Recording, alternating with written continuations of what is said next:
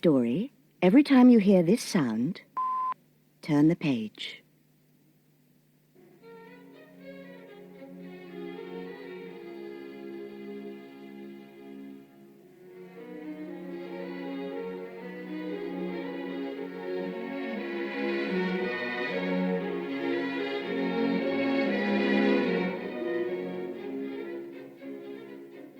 Snow White and the Seven Dwarfs.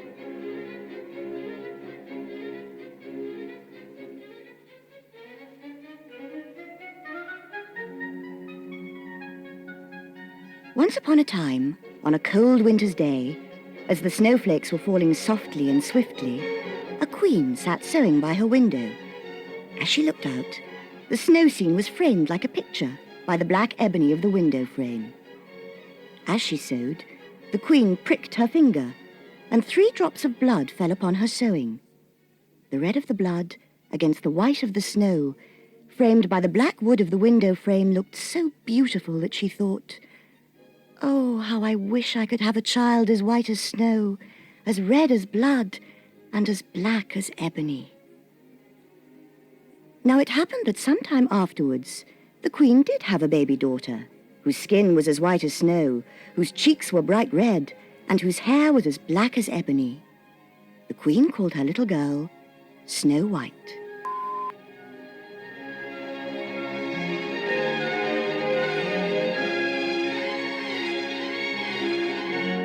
Unfortunately, soon after her child was born, the queen died. A year later, the king married again. The new queen was very beautiful, but much too proud of her own beauty. She could not bear to think that anyone else might be more beautiful. The queen had a magic looking glass which hung on the wall. Often she stood in front of it, and gazing at her own reflection, asked this question: "Mirror, mirror on the wall, among the ladies in this land, who is the fairest of them all?" The mirror always replied, "Thou, O queen, art the fairest of all." The queen was always content when she heard this reply, for she knew that the magic mirror could speak nothing but the truth. Meanwhile, Snow White was growing from a baby into a lovely little girl. By the time she was 7, with her rosy cheeks and dark, dark hair against her snow-white skin, she was even more beautiful than the queen. Thus it happened that one day when the queen asked her mirror, "Mirror, mirror on the wall, among the ladies in this land, who is the fairest of them all?" it replied, "Among the grown-up ladies tall, thou, O queen, art the fairest of all. Yet the truth I must speak, and so I do vow, that the child Snow White is more lovely than thou."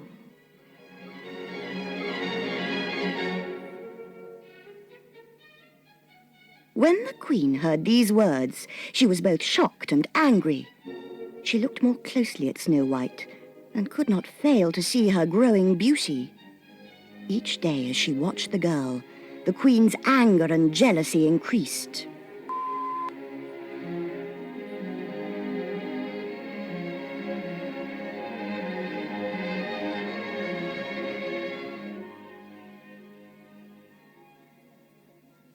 At length, the time came when the queen's envy of Snow White's beauty gave her no peace by day or by night. Hatred for the child filled her heart. Then the queen called one of her huntsmen and commanded him, "Take this child away deep into the forest and kill her, for I can no longer bear the sight of her."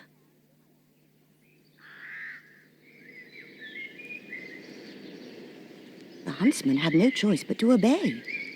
Taking Snow White by the hand, he led her far into the forest. When he stopped and drew out his knife to kill her, the poor child wept and begged him to spare her life. "Please do not kill me," she pleaded. "If you will spare me, I shall go further into the forest, and I promise never to try to return home again." When the huntsman saw the tears on such a young and beautiful face, he took pity on her. "Run away then, my poor child," he said as he put away his knife. "The wild beasts will soon devour the poor child," he thought to himself. When Snow White ran off into the great forest by herself, she was terrified. She did not know which way to go, nor yet what would happen to her. She feared she would meet wild beasts which would attack her. She ran on and on, over sharp stones and round prickly bushes with long thorns. She heard the roars of wild beasts, but although some passed her as she ran, none tried to harm her. By evening, her feet were sore, her clothes were torn, and her arms and legs were scratched by the thorns.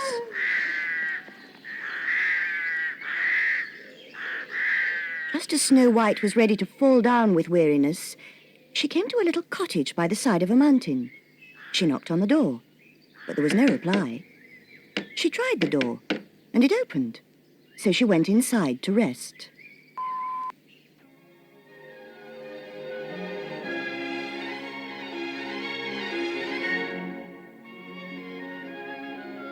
Everything inside the cottage was small and neat and clean. A white cloth was spread on the table. The table was laid with 7 little plates, 7 little knives, forks and spoons, and 7 little glasses, all set out in proper order. Against the wall stood 7 little beds, each neatly made up and covered with a white bedspread. Snow White was both hungry and thirsty, but she did not want to take anyone's supper. So she ate a little of the food from each plate and drank a mouthful of wine from each glass. Then Snow White was so tired that she longed to sleep. She lay down on the first little bed, but somehow she could not make herself comfortable. She tried the other little beds, but each one seemed too long or too short, too hard or too soft. None suited her, until she came to the last one, which felt just right. Soon she was fast asleep.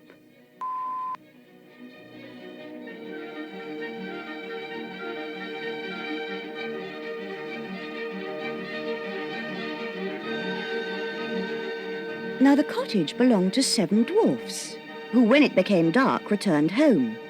They had spent all day in the mountains digging for gold.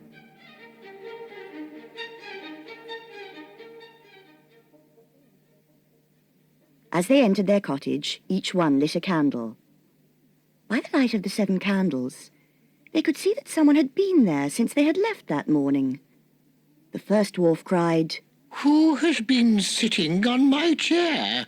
The second one asked, Who has been eating from my plate? The third one asked, Who has been eating my bread?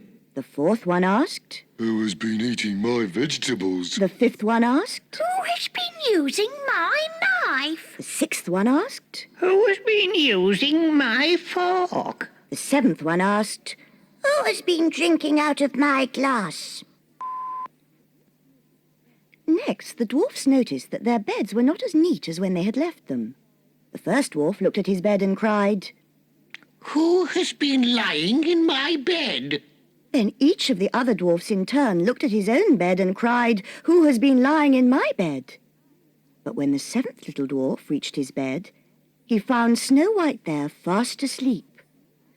Look who's in my bed, he called to the others, and they all came running to see. They lifted their candlesticks high as they stood around the bed, gazing at Snow White. What a beautiful child! They exclaimed. As the dwarfs were anxious not to waken the lovely child who slept so soundly, they tiptoed away and ate their suppers very quietly. Then when bedtime came, the 7th little dwarf spent an hour in the bed of each of the other dwarfs in turn, and so the night passed. In the morning, when Snow White first awoke and saw the 7 dwarfs, she was rather frightened. The dwarfs, however, spoke kindly to her and asked her name. My name is Snow White, She replied. But how did you find our cottage? They asked. Snow White told them about her stepmother, who had sent a huntsman with her into the forest to kill her, and how the huntsman had agreed to spare her life. Then I ran and ran all day through the forest She continued. until I came to this little cottage. When the dwarfs heard this sad tale, they were full of pity for the little girl. The eldest one told her, If you will look after us, keep our house clean and tidy, cook and wash and mend for us, you can live here with us, and we shall take good care of you. Oh, you are kind. replied Snow White. I shall be glad to do that. However, before they left the house, the dwarfs gave Snow White a warning. We are out all day working, They said. and you will be alone in the house. If your stepmother learns that you are here, she may come and try to do you harm. So be sure to let no one into the house while we are away. Snow White promised to heed their warning.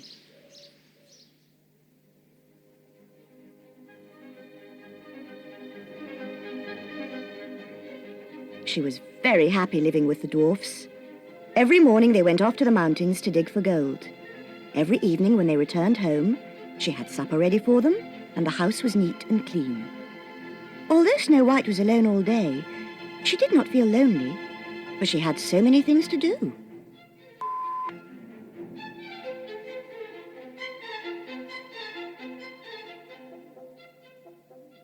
Meanwhile, the Queen, believing Snow White to be dead, was quite happy in the thought that she herself was the most beautiful lady in the land. It was some time before she bothered to ask the magic mirror the usual question. When she did stand before the mirror and said, "Mirror, mirror on the wall, among the ladies in this land, who is the fairest of them all?" She could not believe her ears when she heard this reply. "Thou, O Queen, art exceedingly fair, but the truth I must speak, and this I do swear. Snow White is not dead, but living still, in a little house far over the hill. And though thou, O Queen, art certainly fair, this child's great beauty doth make her more fair." Then great was the anger of the Queen. She knew that as the mirror never lied, her huntsman must have deceived her.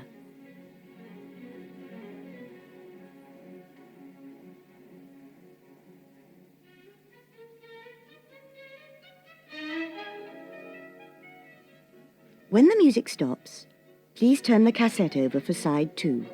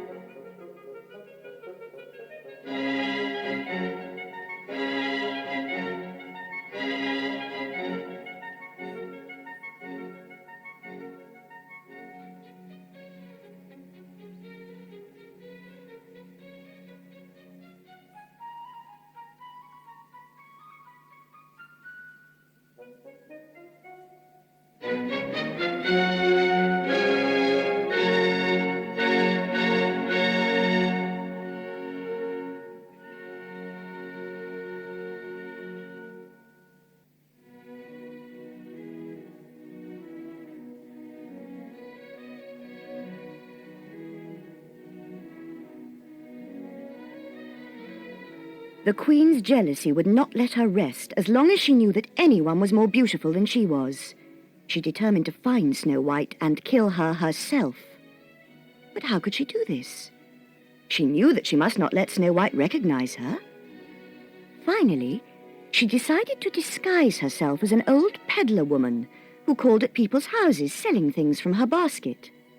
She dressed herself in old clothes and changed her face.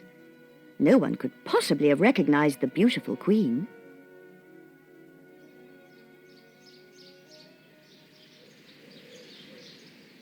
She then traveled through the forest until she came to the dwarf's cottage by the mountain. She knocked on the door and shouted, "Laces and ribbons for sale? pretty laces and ribbons? Snow White looked out of the window and thought to herself, What harm can this poor old woman do to me? Snow White opened the door, and the woman brought her basket into the cottage. Snow White chose some pretty pink laces for her stays. The old woman offered to lace up Snow White's corset properly with the new laces. Snow White, suspecting nothing, agreed. Then the Queen laced her so tightly that the child could not breathe, and she fell on the floor as if she were dead.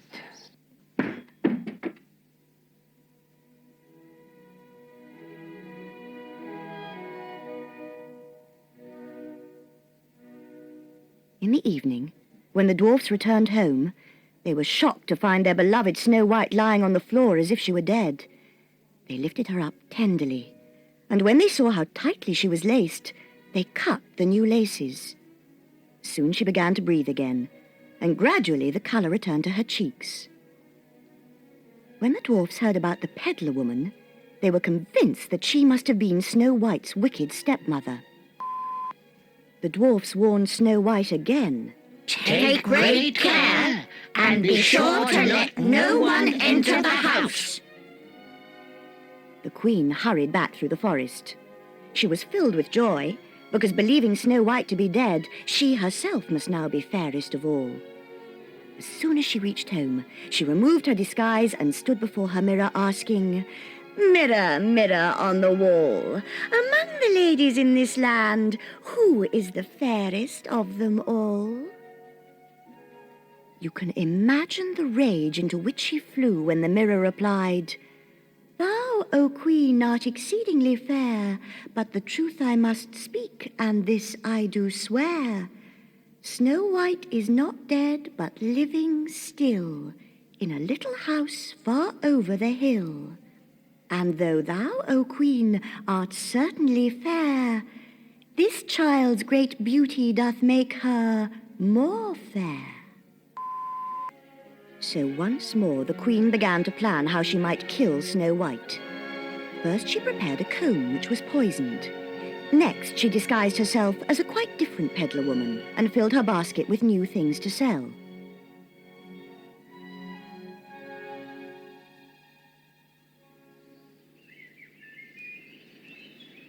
Again she travelled through the forest until she came to the dwarf's cottage by the side of the mountain. She knocked on the door and shouted, "Cheap wares to sell? Pretty things to sell?" Snow White put her head out of the window. I dare not let you come in, She said, I have promised the dwarfs to open the door to no one. "Never mind. You can look, can't you?" replied the Queen, holding up the dainty comb. It was so pretty that Snow White could not resist it, and she opened the door to the peddler woman. The old woman said, "You must let me comb your hair properly for you." Snow White agreed and seated herself on a stool. The Queen then stuck the comb sharply into Snow White's head so that the poison went into her blood. Immediately she fell to the floor as if dead. Fortunately, it was almost evening, and soon afterwards the 7 dwarfs came home. When they found Snow White once more lying on the floor, they suspected that her stepmother had been again. They soon found the poisoned comb and pulled it out. Snow White quickly recovered and told them what had happened. Once more, the dwarfs talked seriously to her. They warned her of the wickedness of her stepmother and begged her never to let anyone enter the house while they were out. Meanwhile, the Queen was hurrying through the forest, muttering to herself, "I've killed her this time. I've killed her this time."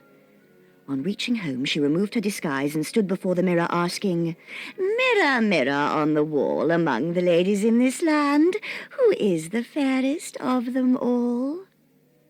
Just as before, the mirror replied, "Thou, O Queen, art exceedingly fair, but the truth I must speak, and this I do swear. Snow White is not dead, but living still, in a little house far over the hill. And though thou, O Queen, art certainly fair, this child's great beauty doth make her more fair." At these words, the Queen stamped her feet and beat on the looking-glass in her rage. "Snow White shall die," she vowed, "even if it costs me my life." The Queen knew that it might prove impossible to persuade Snow White to let her into the cottage a third time, so she plotted cunningly. She took a lovely apple, which had one green cheek and one rosy cheek. It looked so tempting that anyone who saw it must long to eat it. Then she put poison into the red cheek of the apple, while leaving the green side free of poison.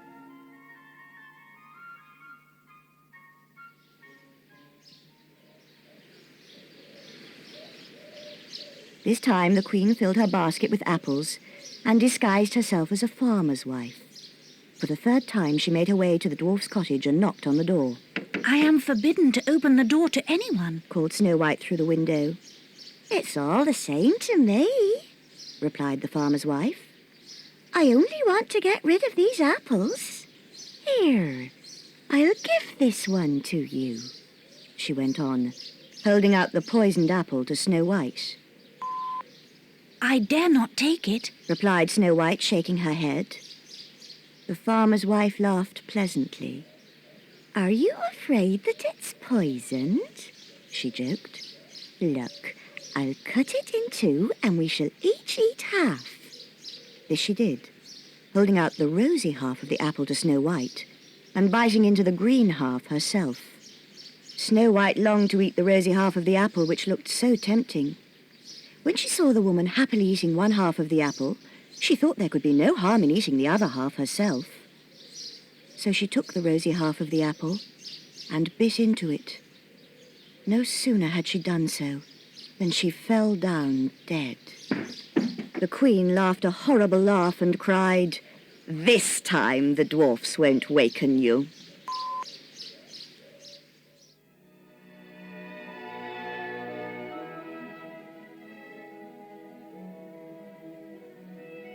Then the Queen returned to her palace and asked her mirror, "Mirror, mirror on the wall, among the ladies in this land, who is the fairest of them all?" At long last it answered, "Thou, O Queen, art the fairest of all." Thus the jealous Queen was finally content. When the dwarfs returned home in the evening, there lay Snow White on the floor, no longer breathing. Yet they still hoped that they might be able to revive her. They unlaced her stays, combed her hair, and washed her face, but they could not find how she had died. The dwarfs were heartbroken.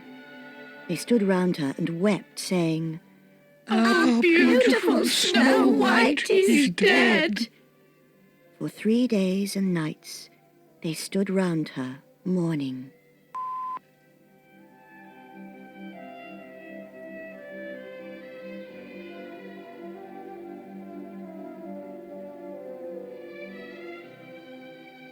At the end of 3 days, the dwarfs knew that they must bury their beloved Snow White. Yet they could not bear to do so, for she looked as though she was still alive. So they had a glass coffin made, in order that they might still see her. They wrote on the side in letters of gold that her name was Snow White, and that she was a king's daughter. The dwarfs carried the glass coffin to the top of the mountain. Then they each took it in turn to sit always by the coffin, day and night.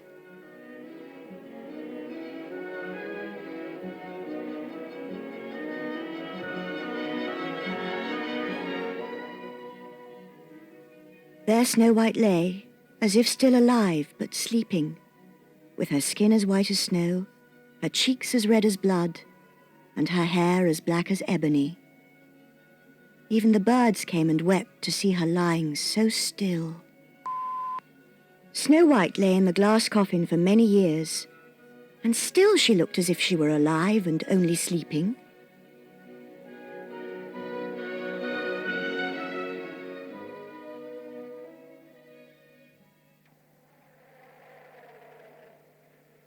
One day, it happened that a king's son found the glass coffin on the top of the mountain. He could not take his eyes from the beautiful girl within it. He gazed at her, and fell in love with her. Let me have the coffin, He begged the dwarfs, and I will give you whatever you ask. but they only answered, We would not part with Snow White for all the gold in the world. The prince continued to plead with them. I cannot live without her. He said, If you will give her to me, I shall cherish her all my life. At length, the dwarfs took pity on the prince and agreed to give him the coffin. As the prince's servants were carrying the coffin down the mountainside, they stumbled on the roots of a tree. The coffin was so badly jolted that the piece of apple which had stuck in Snow White's throat was flung out. She opened her eyes, lifted up the lid of the coffin and sat up. Where am I? She cried in surprise. The prince was overjoyed to see her alive. He told her all that had happened and how he had fallen in love with her. Come with me to my father's palace, and we shall be married. He begged, and Snow White agreed.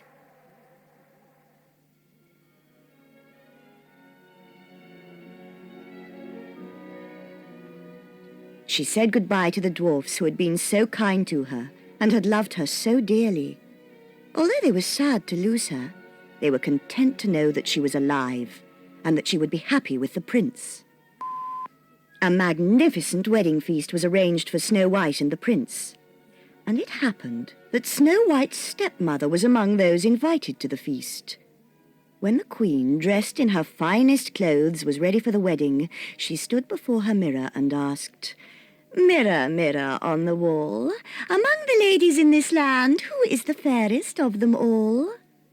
The mirror replied, Thou, O queen, art exceedingly fair, but the truth I must speak, and so I do vow, that the young bride-to-be is more lovely than thou.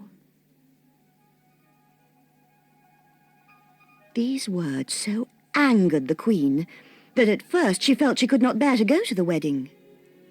Later she felt she must see this new young queen. Of course, when she arrived at the feast, she recognized Snow White. Her rage was so great that she fell down and had to be taken home, where soon afterwards she died.